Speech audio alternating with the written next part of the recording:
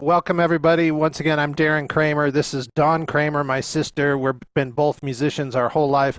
And as you're going to find out, Dawn's very passionate about food and drink.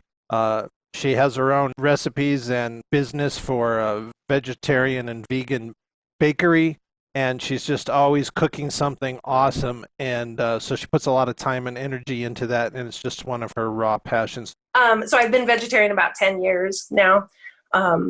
And it just connected with me all of a sudden, like how much in love I am with dogs, obviously, and cats and pets in general. But then, like, when I would see a baby cow, it just like kills me. And so I'm just like, how, for me, I just had to put it together and stop doing that, and contributing to the inhumane treatment of animals and that kind of thing. So, it just led me down this whole other path, which has been super fun, of cooking and baking. I mean, I was cooking and baking before, but the baking thing I thought was going to suffer from not using any animal products at all. So that means no eggs, no butter, no milk.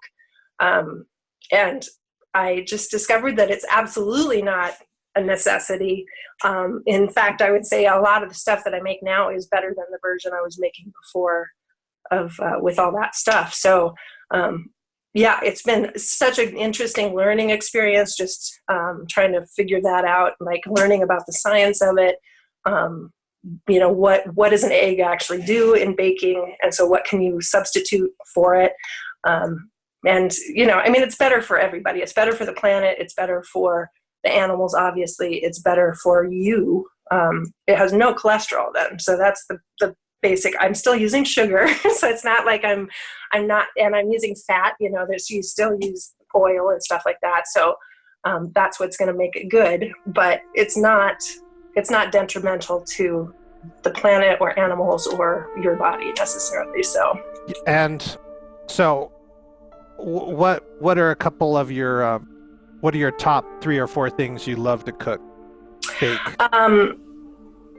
Well, in terms of baking, I would say my number one discovery that I like the best is a chocolate chip cookie, which that seems super boring, and there's a million recipes for them out there.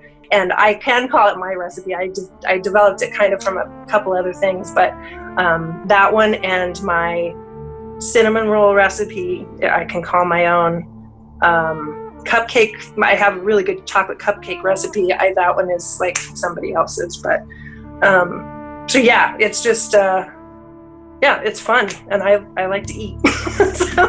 And I can personally attest to, I've gone through this whole I'm a guinea pig through a lot of this. True. And it's been years, right? And it's always so good. And one thing that's interesting, I'm not vegetarian, and I love desserts too. And I'm kind of that mentality, though. If it isn't great, why do it? Once it gets past here, there's no benefit. It's all negative. So I have decent control that way, so I can just set it down and go, that ain't it. And there's so many mediocre desserts in the world, and it's just amazing that everything you make is like a 9 or a 10. So how do you do that? Well, thank you. I actually would disagree with that. What's funny about you, Darren, and is that in fact, it just happened a couple of weeks ago. I made a recipe. I wanted to kind of see if I could do an easier recipe of a chocolate chip cookie. And it was fine, but it was not good. It wasn't the same quality at all. And so they got left as rejects, just sitting on the counter. And then I went up to the mountains. But then Darren brings up to me that he's been eating them this whole time. And so he still liked them, even though they were very, they had their issues. They still were tasty. But so that's very kind of you to say, because I think that there's definitely some stuff that is like lower on the list and that have been failures.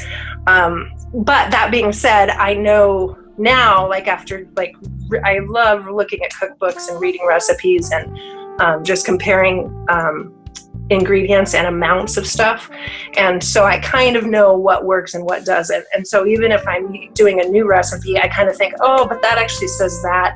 I'm going to tweak it. Even with baking, people say baking is such a science, and it is. But I'm not meticulous about measuring stuff. I do fine with it, but it's more of just a feel thing, and it comes with time. Like it's like we watched our grandma cook. She made the best chocolate cake ever, and chocolate pie, and she never measured anything. So it's just kind of, it comes with time. You just learn. It's like anything, the Just more you do it. Yeah.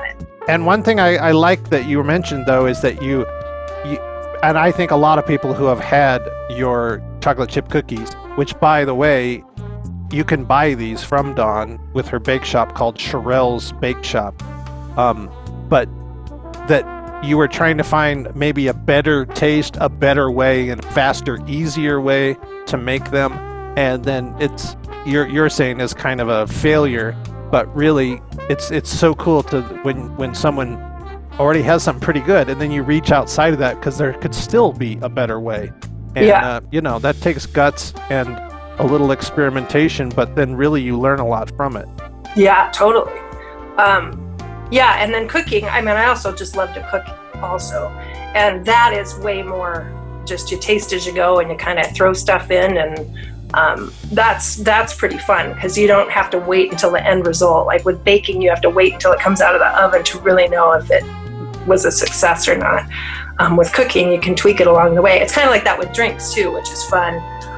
It's like, sometimes I'll taste it, and it really does depend on the fresh ingredients. So like with this watermelon, if it wouldn't, I had to add a little extra. Sometimes the watermelon's super sweet, and so you just taste it and then you adjust, which is fun.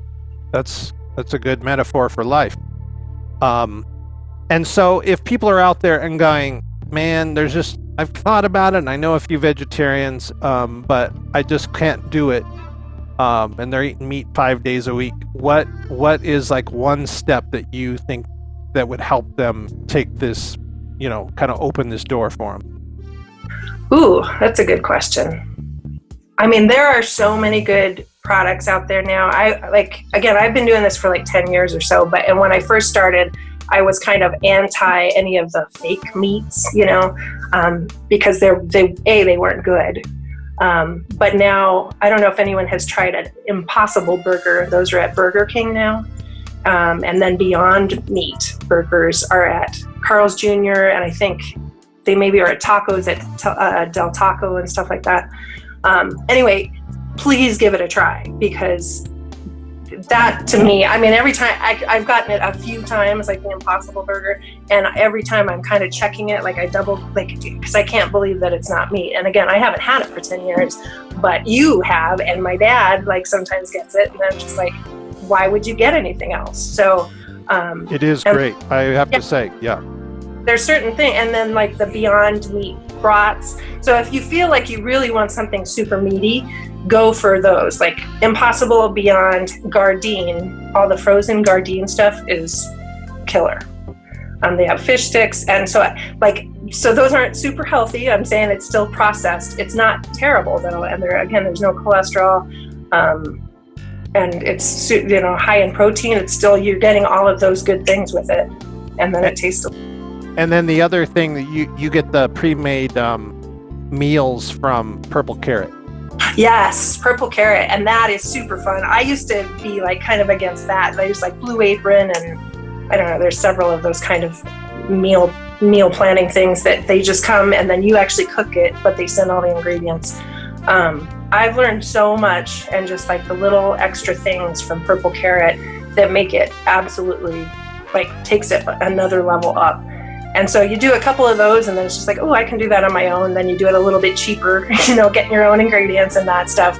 But I would highly recommend that. That's, if anyone likes to cook, try a Purple Carrot box, or I actually have a bunch of free ones that I can give. If you're interested in getting a free Purple Carrot box, let me know, and I can send you the email. So because I probably have 5 loaded up, and I've done it with Darren and his girlfriend. And so now they get them occasionally too. So and there's another 2 cents too. You grow some of your own herbs in your backyard, but there's also this other cool thing called the Tower Garden that you can buy from Juice Plus that is basically as high as me, 6 feet, and it has water running through it. There's no soil, and you literally put baby plants in it, and the pump turns on every 15 minutes and waters them, and the food grows in 3 weeks, and you Yeah. can be eating fresh greens right there inside. You can put it in your garage or in your house during the winter and have like fresh vegetables all the time. And when you're having it right from the source, there's no comparison to No.